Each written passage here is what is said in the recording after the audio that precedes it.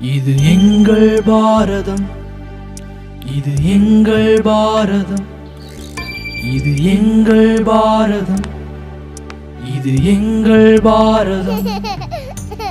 Indian என்று சொல்வோம், அந்த சொல்லில் பெருமிதம் கொள்வோம்.